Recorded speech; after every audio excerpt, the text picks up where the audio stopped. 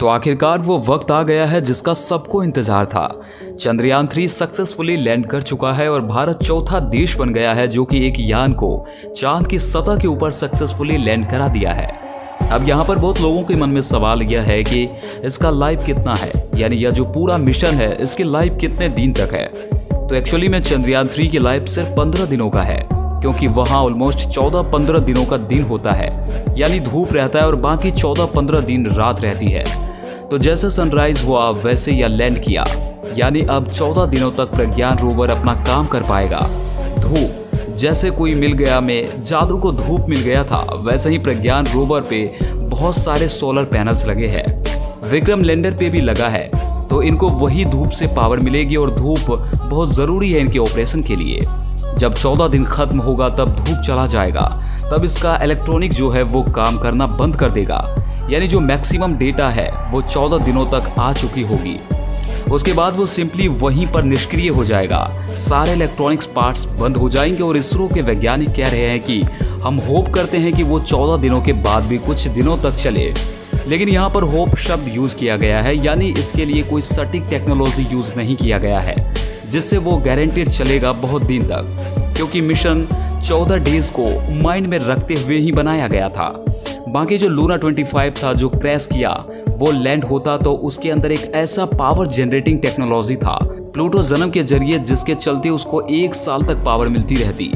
तो इस मामले में सबसे अच्छी न्यूज़ ये है ना कि इसरो एक्चुअली में टेक्नोलॉजी पे काम कर रहा है, एक ऐसा प्लूटो जन्म का पावर सोर्स बनाने का जिससे अपकमिंग मिशन में 1 साल तक पावर मिले।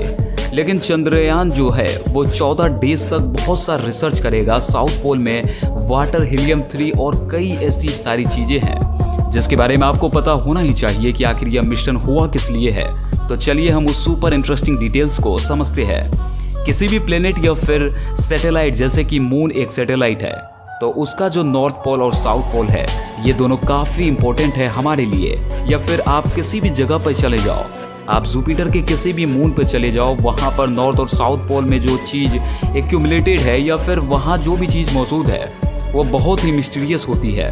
जैसे कि धरती का जो सबसे एक्सट्रीम कंडीशंस है वो यहाँ के नॉर्थ और साउथ पोल में ही है, और इक्वेटर का जो रीजन है इसे कोट एंड कोट सेफ माना जाता है ना, क्योंकि ज़्यादातर कंट्रीज इक्वेटर पर मौजूद है उसी के आसपास, और नॉर्मली सब कोई कर रहे हैं। लेकिन जो एक्सट्रीम कंडीशंस है वो नॉर्थ और साउथ पोल में होता है। रिसर्चर्स के अनुसार साउथ पोल में जो प्रेजेंस ऑफ आइस है वो बहुत मात्रा में है, और इसी के बारे में और डेटा धरती चाहता है। मून के इस रीजन में कभी भी सनलाइट नहीं पड़ता है, और यह एक ऐसा रीजन है जहां पर परपेटुअल डार्कनेस था बिलियंस ऑफ ईयर से, और डार्कनेस है और डार्कनेस रहेगा। वाटर जो है यह सुनने में बहुत सिंपल लग रहा है, लेकिन वाटर सपोर्टेड लाइफ, क्योंकि साउथ पोल पर वाटर आइस है। क्यों? क्योंकि वहाँ पर सनलाइट नहीं पहुँचता है, और इसीलिए वहाँ पर ऐसी कंडीशंस है कि वहाँ पर पानी बहुत मात्रा में जमे हुए रह सकता है बहुत सालों तक, इनफैक्ट मिलियंस ऑफ ईयर्स तक। आपको पता है कि पहली ऐसी कोई चीज, कोई ऐसा जांच, कोई कैलकुलेशन जो यह बताए कि पोल पर पानी है, यह इंडिया का चंद्रयान 1 पहली बार दिखाया था।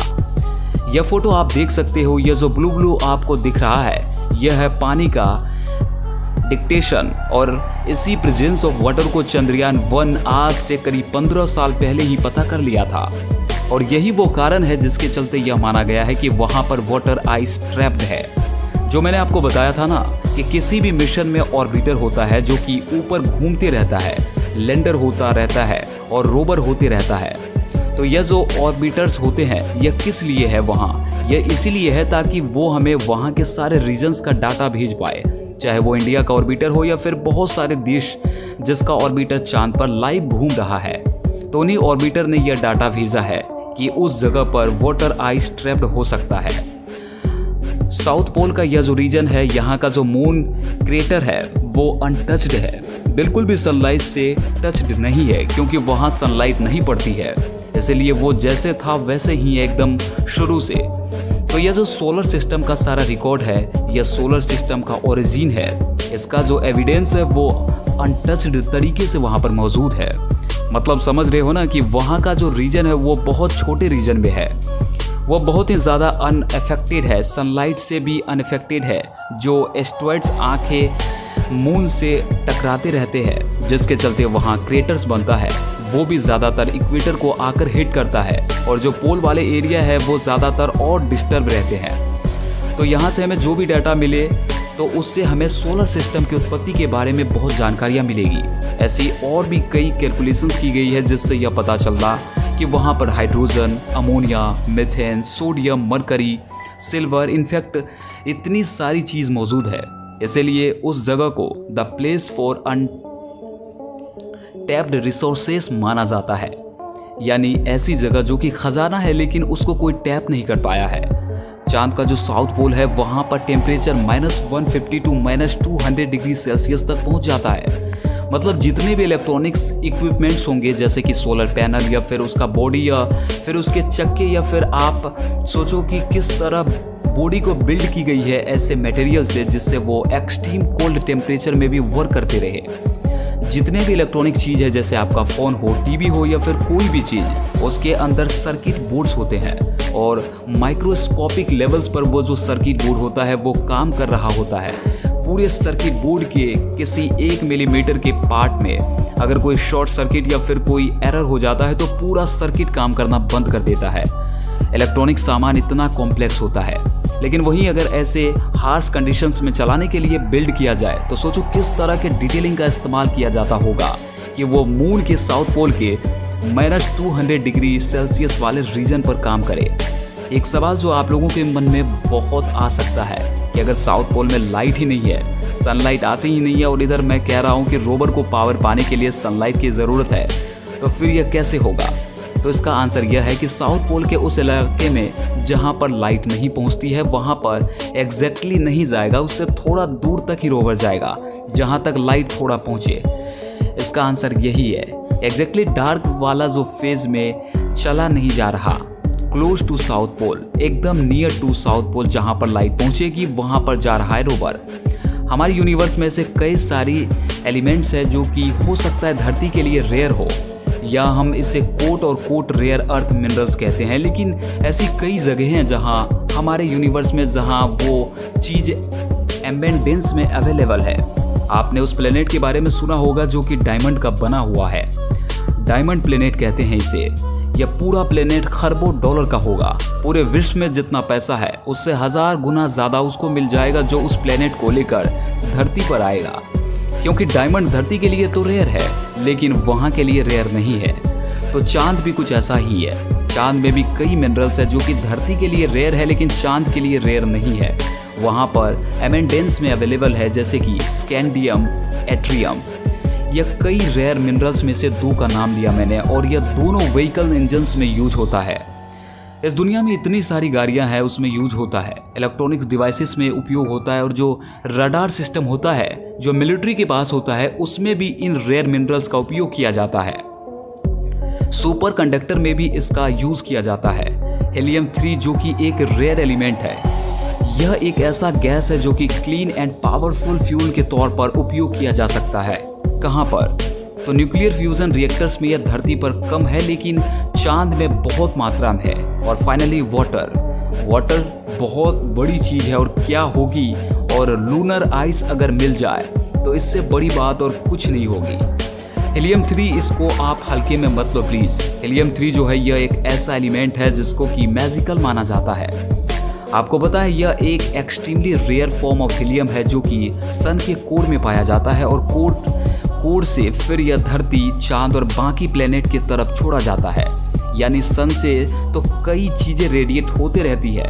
तो यह जो हीलियम 3 है यह उसी में से एक है, और यह चार्ज पार्टिकल्स है, और यह चार्ज पार्टिकल्स हीलियम 3 के हमारे धरती के मैग्नेटिक फील्ड्स जो है इससे डिफ्लेक्ट हो जाते हैं, क्योंकि धरती का जो मैग्नेटिक फील्ड है यह हमें प्रोटेक्ट करता है इन चीज़ों से।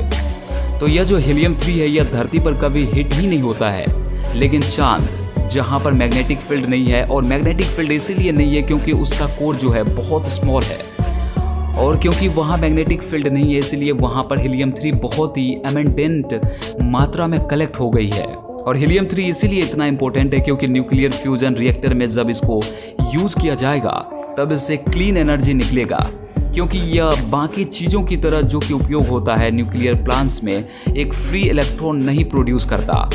यह थोड़ा कॉम्प्लेक्स हो गया है मुझे पता है, बट आप ये मानो कि फ्री न्यूट्रॉन प्रोड्यूस करना, न्यूक्लियर प्लांट में जब पावर जनरेट होती है तो यह फ्री न्यूट्रॉन एक पोल्यूशन की तरह होता है।